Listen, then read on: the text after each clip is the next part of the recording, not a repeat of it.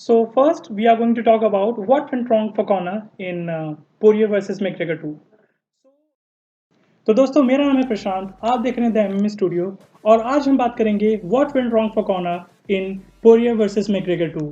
साथ ही में हम ये भी डिस्कस करेंगे कि जो कल प्रेस कॉन्फ्रेंस होने वाली है यूएफसी 264 की, वो इंडिया में किस टाइम पे टेलीकास्ट होगी और अदर नेबरिंग कंट्रीज में भी। और डोंट गो एनीवेयर क्योंकि वीडियो के लास्ट में हम क्विक फाइट प्रिडिक्शंस भी देंगे, so stay tuned. So first, we are going to talk about what went wrong for Conor in Poirier versus McGregor 2. First, Conor was so much desperate about landing the left hand that he forgot to balance weight on both the legs. So what Conor did is कि left hand की जो power आती है उनकी hand की, उसके लिए जो लीड लेग होता है वो उसका रेशियो होना चाहिए 70-30 और 60-40। बट यूएफसी कि ये जो इनकी सेकंड फाइट थी पोरियर वर्सेस मैग्रेगर, इसमें टोटल जो वेट डिस्ट्रीब्यूशन था वो कॉर्नर का 0 था। जो लीड लेग पे था वो 100% उनका वेट जो था वो लीड लेग पे ही था। सो पोरियर ने उसको काफ़ी अच्छे तरीके से टैकल किया और लीड लेग पे ही बार बार उनके अटैक करके, और जो कि काफ किक्स के बारे में हम पहले भी बात कर चुके हैं कि जो पोरियर की काफ किक्स के वजह से जो डैमेज वाली लीड लेग, उसके बाद वेट उस पर पुट ऑन कर नहीं पाए। और जब वेट पुट ऑन वो लीड लेग पे नहीं कर पा रहे तो फिर वो लेफ्ट हैंड थ्रो कैसे कर सकते। जो वाइडर स्टैंस है कॉर्नर का, उसके अकॉर्डिंग जो उनका लेग्स के भी जो डिस्ट्रीब्यूशन होता है वो काफ़ी ज़्यादा वाइड होता है, जो कि एक तरीके से अट्रैक्ट भी करता है for left hand. But Poirier जैसे एक्सपीरियंस फाइटर से आप ऐसी मिस्टेक्स की एक्सपेक्टेशंस नहीं कर सकते कि वो इतनी छोटी बातों पे गौर नहीं करेंगे। काफ़ी टेक्निकल फाइटर है पोरियर। सो यहाँ पर ये जो वेट डिस्ट्रीब्यूशन था जो कि नियर अराउंड 70-30 होना चाहिए था, वो जो 100% था for like making the shot very very powerful, but वो कहीं ना कहीं बैकफायर कर गया। Second thing, side kicks of Conor is going to play a very important role in this trilogy.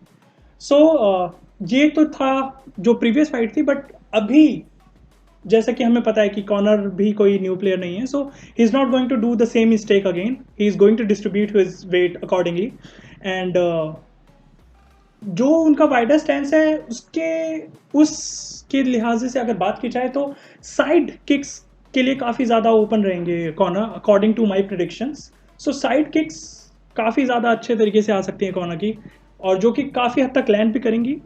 और स्पिनिंग किक्स जो होती हैं, स्पिनिंग अटैक्स जो होते हैं मैग्रेगर के, जो कि अभी रिसेंटली हमने फाइट्स में उनके नहीं देखे, बट उनका स्किल सेट बहुत अच्छा है, ये हम सबको पता है। सो जो स्पिनिंग किक्स होती है वो बहुत ज़्यादा लीथल नहीं होंगी for Conor, but for Poirier, sorry. But talking about how he hides his left hand behind his spinning attacks, it's lethal. His left hand is lethal, और जिस तरीके से वो हाइड करते हैं अपने लेफ्ट हैंड को बाकी अपने spinning attacks के through. So if a player just defended, or just even if the player ate the left hand, sorry, the spinning attack, उसके बाद वो थोड़ा सा टाइम मैनेज करने के लिए कि अभी एड्रेस करने के लिए कि हुआ क्या, एंड उतने में ही लेफ्ट हैंड आ जाता है कॉर्नर का। So talking about first round, corner हमेशा से स्ट्रांग रहे हैं, और ये भी राउंड फर्स्ट 2 राउंड्स आई थिंक कॉर्नर के लिए ही एडवांटेज रहेगा। बाकी की जो 3 राउंड्स हैं वो पोरियर, अगर बाकी राउंड्स में गई ये फाइट आफ्टर 2 राउंड्स तो पोरियर को ऑब्वियसली इसका एडवांटेज मिलेगा।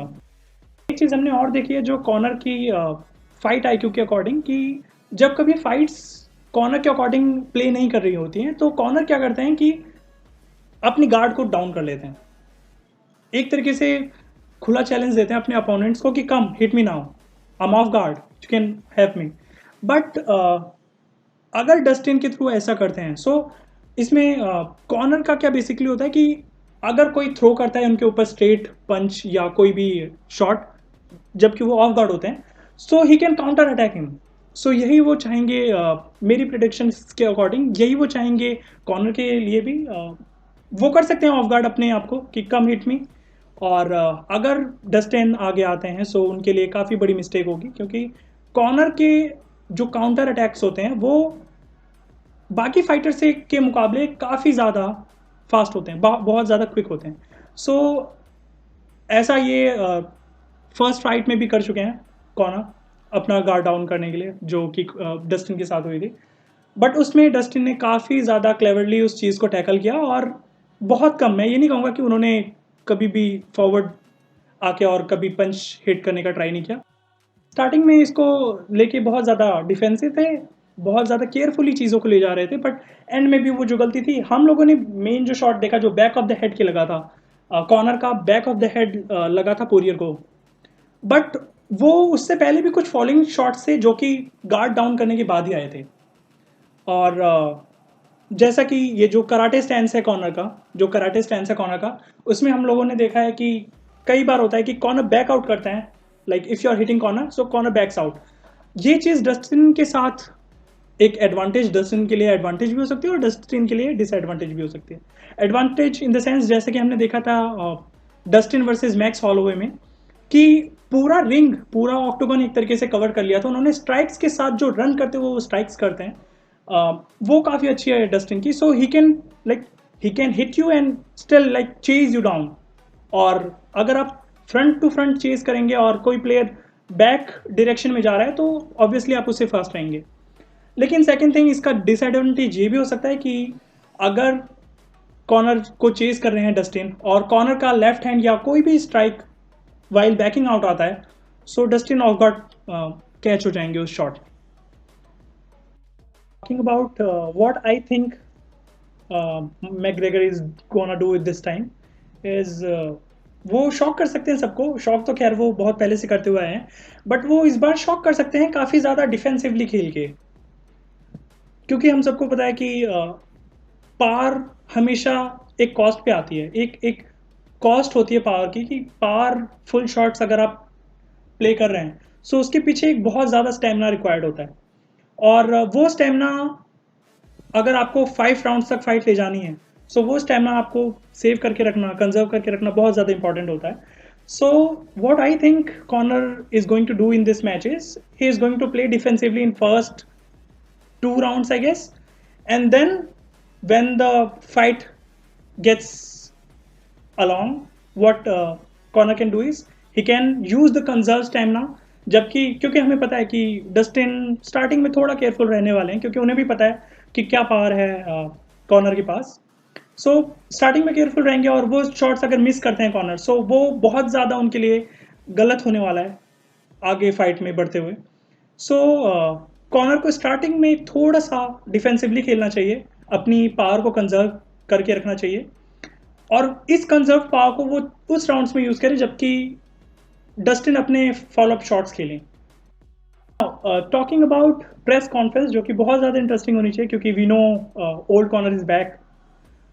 ये जो सेकेंड फाइट में था, नाइस कॉर्नर वो, I don't know about you guys but I personally didn't like him. Old Conor जो एक बहुत उनकी इमेज है वो अलग ही है, उनका जो ऑरा है वो डिफरेंट ही है। और मुझे कहीं ना कहीं ये भी लगता है कि कॉर्नर की जो नाइस इमेज है वो उनके ऊपर सूट नहीं करती है। और जैसे कि हम लोग देख रहे हैं, trash talking king is back. Corner के साथ थोड़ी ट्रैश टॉकिंग हो भी रही है फिलहाल। कॉर्नर अपने माइंड स्टेट में है बट फिर भी डस्टिन कॉर्नर डस्टिन को पूरे तरीके से उनके माइंड में एंटर करने की कोशिश कर रहे हैं। सो ये प्रेस कॉन्फ्रेंस देखना बहुत ज़्यादा इंटरेस्टिंग रहेगी, जो कि इंडिया में टेलीकास्ट होगी 9 जुलाई को 5:30 AM से इन द मॉर्निंग, और पाकिस्तान में ये होगी 5 AM, और बांग्लादेश में होगी 6 एंड नेपाल में होगी 5:45 से। Let's talk about quick predictions of UFC 264 matches. So जो फर्स्ट मैच मुझे दिख रहा है रायन हॉल वर्सेस इलिया टुपुरिया का। रायन हॉल के लिए काफ़ी ज़्यादा बहुत लंबे टाइम के बाद से, रिटायरमेंट के बाद से ये आ रहे हैं वापस, और रायन हॉल को देखना बहुत ज़्यादा मिस कर रहा था मैं। और जो उनका एक यूनिक स्टाइल है सेलिब्रेशन का, स्पेशली उसके लिए जो काफ़ी यूनिक स्टाइल है, he shows like he didn't do it. So talking about Ryan Hall versus Ilia Topuria, I guess Ryan Hall is going to submit Ilia Topuria in any of the rounds, and I'm rooting for Ryan Hall as well. Now talking about Nico Price versus Michel Pereira, ये दोनों बहुत अच्छे fighters हैं।